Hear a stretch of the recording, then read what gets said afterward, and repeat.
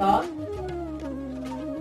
आज मैं ज्योतिष सीखे कार्यक्रम के भाग 3 भाव विचार।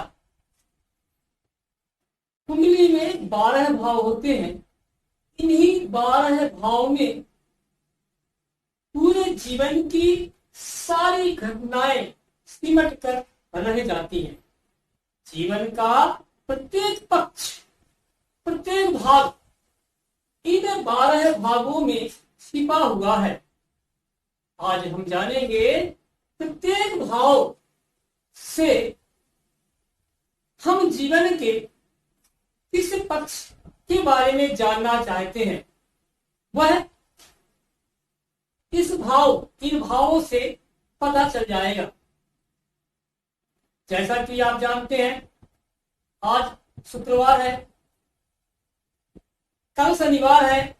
कल मैं लाल किताब को लेकर प्रस्तुत होऊंगा, जिसमें प्रत्येक ग्रह, प्रत्येक खाने और उसका शुभ अशुभ फल और उपाय, प्रत्येक ग्रह में क्या फल देंगे, क्या शुभ है क्या अशुभ है और उसका उपाय क्या है, ये कल चर्चा होगी।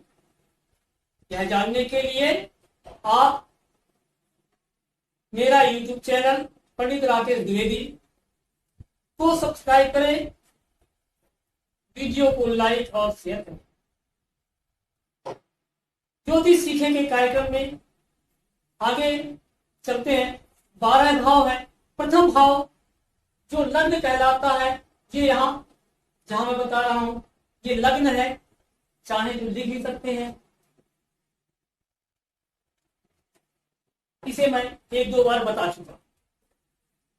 लग्न, यहां से हमारे, इसको तन भाव कहते हैं। तन माने शरीर, हमारे शरीर का रूप, रंग, व्यक्तित्व, आत्मविश्वास, अभिमान आदि के बारे में जाना जा सकता है। अब द्वितीय भाव, ये द्वितीय भाव, यहां से ये पहला भाव हुआ, ये दूसरा भाव। इस दूसरे भाव का नाम है धन भाव। और इस भाव से धन का विचार तो करते ही हैं। कुटुंब, वाणी, पैतृक संपत्ति, संपत्ति, दाया आंख, इसमें लिखा नहीं हूं मैं, दाई आंख के बारे में भी इसी भाव से विचार करते हैं।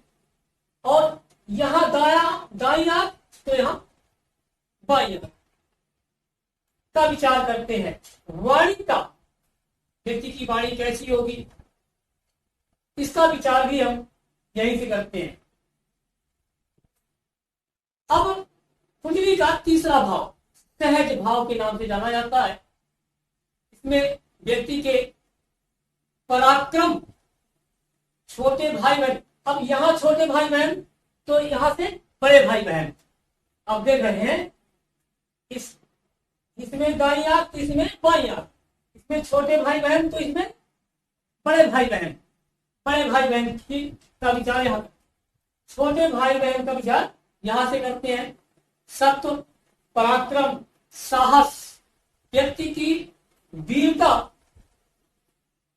कायरता, वीरता, डर आदि का विचार तीसरे भाव से करते हैं। अब कुंडली का चौथा भाव, जिसका नाम है सुख भाव, यहां से भूमि, भवन, वाहन, मातृ सुख, छाती, स्तर, जनता से सम्मान और अनेक प्रकार के सुखों के बारे में इस चतुर्थ भाव से विचार करते हैं। ये जनता का घर है, यदि ये अच्छा तो इसके अच्छा होने से लोग नेता बन जाते हैं, क्योंकि सुख जनता का घर है, तो जनता से सुख मिलेगा। तो जनता, नेता के पास क्या होता है? अधिक जनता, अधिक लोग उसको पसंद करें, वही नेता है।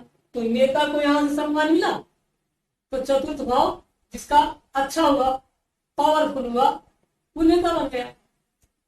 अब पांचवा भाव संतान भाव के नाम से जाना जाता है। यहां से संतति, शिक्षा, ज्ञान, भविष्य कथन, आर्थिक लाभ,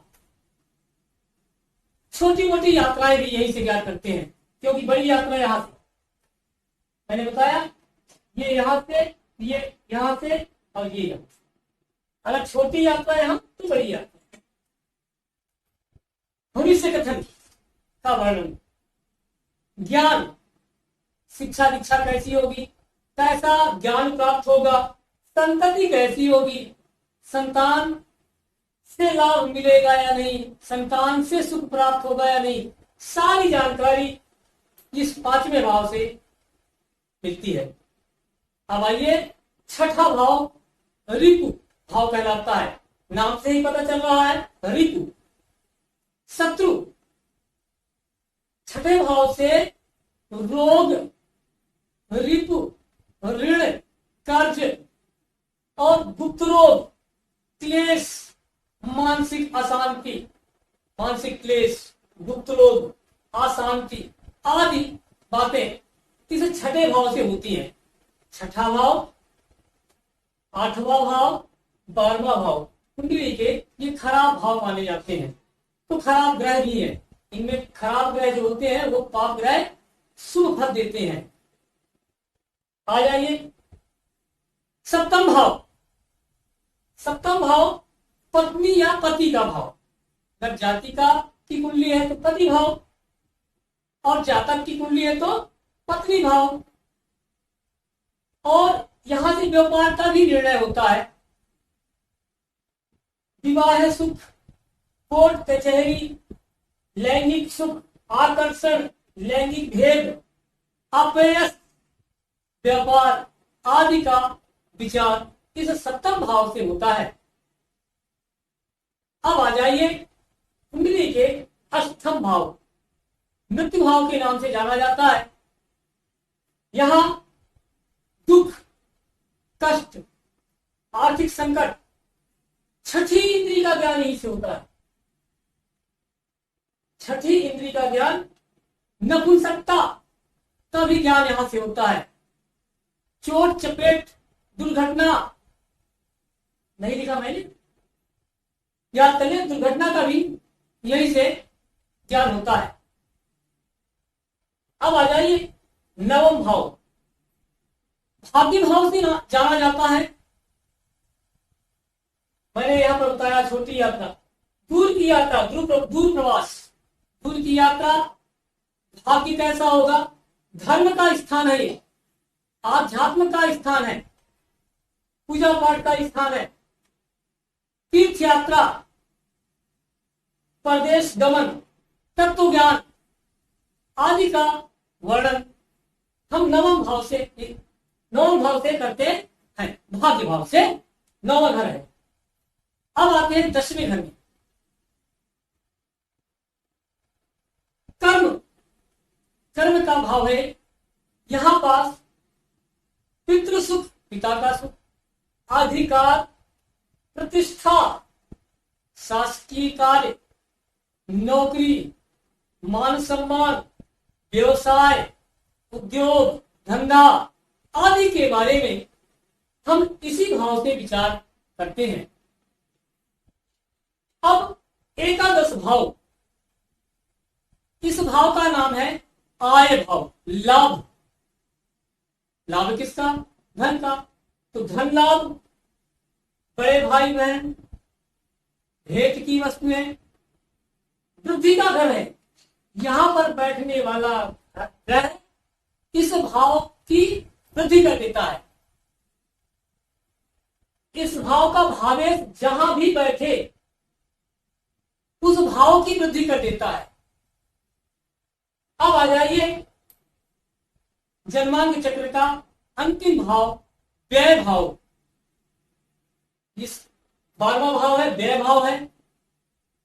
व्यय भाव से व्यय, खर्च, नुकसान, संकट, कोर्ट कचहरी, उपभोग की वस्तुएं, सैया सुख, जेल, संन्यास। यहां से विदेश यात्रा भी, मैंने लिखा नहीं, आप लोग लिख लीजिएगा। यहां पर विदेश यात्रा का भी विचार होता है। इस तरह से 12 भाव में हमारे जीवन के प्रत्येक पक्ष का विचार हो जाता है। अब आइए, इन प्रत्येक भाव में कोई ना कोई विशेष कारक ग्रह होते हैं। कारक का मतलब होता है कारक, कार्य करने वाला, फलदाता। फलदाता जो ग्रह जिस भाव में कारक होता है, तात्पर्य यह है कि वह उस भाव से संबंधित सारे कार्य करेगा और उसकी दृष्टि जहां होगी उन भाव के भी कार्य वो पूरा करेगा। कारक का मतलब फलदाता, फल देने वाला अच्छा ग्रह। और अकारक माने जो कार्य ना करे, फल ना दे। तो प्रत्येक भाव में कोई ना कोई कारक ग्रह होते हैं। जैसे लग्न, प्रथम भाव, इस भाव का कारक ग्रह है सूर्य। यद्यपि गुरु भी यहां का कारक होते हैं, पर सूर्य है। लग्न भाव का कारक ग्रह सूर्य हुआ। तो द्वितीय भाव, धन भाव, धन भाव का कारक ग्रह गुरु है। यद्यपि गुरु इस भाव में बैठकर भाव का नाश करते हैं, ये आगे चल के बताऊंगा। अभी केवल कारक यहां पर गुरु है तो वो पॉजिटिव होंगे। उनकी दृष्टि बताया नहीं अभी, आगे चल के कल परसों अगली वीडियो में भाव की दृष्टि होगी, ग्रहों की दृष्टि, और नीच और उच्च के ग्रह और मैत्री ग्रह, इन चीजों को बताऊंगा। तो द्वितीय भाव के कारक ग्रह कौन हुए? गुरु। तृतीय भाव पराक्रम का कारक है मंगल। मंगल युवा है, मैंने बता दिया है। ग्रह विचार में इसके पहले की वीडियो बता दिया। चतुर्थ भाव ये है, यहां का कारक ग्रह है चंद्रमा। पंचम भाव के कारक ग्रह है गुरु। छठे भाव का कारक है मंगल। सप्तम भाव का कारक ग्रह है शुक्र। अष्टम भाव का कारक ग्रह है शनि। अब यहां शनि बैठ जाए तो कारक हो गए। तो जहां मृत्यु लिखा है वहां जीवन, इसी को उल्टा। अगर यहां शनि बैठ जाए तो कारक होकर के जीवन प्रदान करते हैं, उम्र को लंबी कर देंगे, अपना कार्य करेंगे, अपना कारक है यहाँ के। अब नवम भाव, यहाँ के कारक है गुरु। गुरु तो ऐसे भी ज्ञान, सुख और धर्म के ग्रह हैं, ये धर्म भाव है। यहां गुरु अगर बैठा तो हर प्रकार से अच्छा, भाग्य अच्छा, धर्म अच्छा, धर्मात्मा होगा, तीर्थ यात्रा करेगा, परदेश गमन करेगा व्यक्ति। गुरु की यहां होने से उसकी दृष्टि कर्म भाव में होगी तो व्यक्तित्व का विकास होगा। सप्तम भाव में देखेंगे तो पराक्रम भी अच्छा होगा, और नौवें घर को देखेंगे तो त्रिकोण से त्रिकोण देखेंगे। इनके बारे में नहीं बताया, केंद्र है ये त्रिकोण, अभी बता रहा हूं। तो यहाँ की कारक ग्रह कौन है? गुरु। और दसम भाव में कर्म भाव है, यहां पास सूर्य भी कारक है। यहां पास सूर्य द्विबली हो जाते हैं, तो सूर्य भी कारक है, गुरु भी कारक है, बुध भी द्विबली हो जाते हैं, बुध भी कारक है, और शनि भी कारक है। मैंने पहले की वीडियो बताया, अगर शनि यहां बैठ जाए तो जातक अवश्य ही सरकारी नौकरी पा लेता है। अब उसकी अवस्था कैसी है ये देखना। आय भाव, आय भाव के कारक ग्रह कौन है? गुरु। और व्यय भाव, व्यय भाव के कारक ग्रह हैं शनि। बचे राहु केतु। तीसरे, छठे, आठवें, 10वें, 11वें। तीसरे, छठे, 8वें, 10वें और 11वें, इन भावों में राहु कारक होते हैं। इन भावों में किसी भी लग्न में हो, किसी भी राशि में, लेकिन वो कारक होकर के अपना कारकत्व प्रदान करते ही हैं। इसी तरह केतु को जाने। अब प्रत्येक भाव में बैठे ग्रह अपने अपने कारक के अनुसार जातक को फल देते हैं।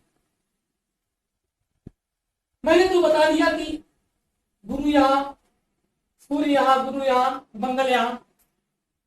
अभी दृष्टि की बात हो रही थी। प्रत्येक ग्रह 7वें घर को देखता है। जैसे अगर यहां गुरु बैठे हैं तो 1 2 3 4 5 6 7, प्रत्येक ग्रह 7वीं दृष्टि पूर्ण दृष्टि से देखता प्रत्येक ग्रह। अब कुछ ग्रह ऐसे हैं जिनकी दृष्टि भिन्न है, ज्यादा नहीं है। जैसे शनि, तो शनि की तीसरी, 7वीं और 10वीं ये दृष्टि है। शनि 7वीं दृष्टि तो सब सभी ग्रहों को प्राप्त है। शनि तीसरे घर, मान लीजिए शनि यहां बैठे हैं या शनि यहां कारक है, तो 1 2 3 शनि यहां भी देखेंगे, 4 5 6 7 यहां भी देखेंगे, और 8 9 10 यहां भी देखेंगे। तो शनि कहां कहां देखेंगे? तीसरे, 7वें और 10वें। तो मंगल के लिए चौथे, 8वें और 7वें तो है ही। 7वें में सभी ग्रह देखते हैं। ये विशेष ग्रह जो अलग से दृष्टि इनकी है। चौथी, मंगल कहीं बैठे, मंगल यहां कारक है, यहां बैठ गए अगर तो 1 2 3 4 यहां देखेंगे, यहां भी कारक है। तो कारक दोनों जगह, मतलब अगर मंगल यहां बैठ जाए तो जातक प्राकृतिक तो होगा ही, रोग विपुल से भी मुक्त। 4 8 में देखता है, 5 6 7 8 यहां भी देखेगा मंगल। तो जो व्यवसाय करेगा वो मंगल से संबंधित व्यवसाय। इस तरह से गुरु को 5वीं और 9वीं दृष्टि, 7वीं तो है ही, 7वीं लिखने की जरूरत नहीं है। तो गुरु को 5वीं, 7वीं, 9वीं दृष्टि प्राप्त है। शेष ग्रह 7वीं सभी देखते हैं, सूर्य 7वें देखते हैं, चंद्र 7वें, मंगल को बता दिया, बुध 7वें, गुरु को मैंने बता दिया, शुक्र 7वें, शनि तीसरे, 7वें, 10वें, राहु और केतु इनकी दृष्टि ये है तो शनिवत है, फल देने के लिए शनिवत, और दृष्टि के लिए गुरुवत, गुरु के समान। राहु 5वें, 7वें और 9वें घर को देखता है। तो ग्रहों की दृष्टि के बारे में मैंने बता दिया। अब इन ग्रहों, कल मैंने ग्रह के बारे में बताया था। अब इन ग्रहों की आपस में मित्रता 3 प्रकार से होती है। एक तो नैसर्गिक मित्र जो प्राकृतिक रूप से शुरू से ही है ही जन्मजात मित्र या शत्रु, नैसर्गिक मित्र, नैसर्गिक शत्रु। और तात्कालिक मित्रता कुंडली में, जैसे कोई मित्र है, 2 लोग बचपन से ही है तो ठीक है, हमारे पड़ोस में कोई बाहर का व्यक्ति आ गया तो भले ही शत्रु हो, पड़ोस में है तो सम हो जाएगा, हम उससे शत्रुता नहीं करेंगे क्योंकि पड़ोस का पड़ोसी हो गया। तो तात्कालिक मित्रता भी बताऊंगा कैसे तात्कालिक मित्रता देखते हैं इस कुंडली से। और नैसर्गिक मित्रता या शत्रुता, तात्कालिक मित्रता और शत्रुता से बनती है पंचधा मित्रता। ये मैं अब ये वीडियो में दो चीजें हैं, मित्रता और नीच और उच्च ग्रह, कितने अंश तक कितने उच्च के ग्रह होते हैं, ऐसी वीडियो बनाऊंगा। और कल शनिवार है, कल लाल किताब से संबंधित उपाय देखना ना भूलिए, कल अवश्य ही देखिए, हो सकता है आपके काम आए। आपका कोई ग्रह खराब है और लाल किताब के जो उपाय हैं सटीक छोटे उपाय होते हैं, जिनमें कोई दिक्कत नहीं होती। कल हाजिर होता हूं मैं लाल किताब के उपाय लेकर के। तब तक के लिए नमस्कार।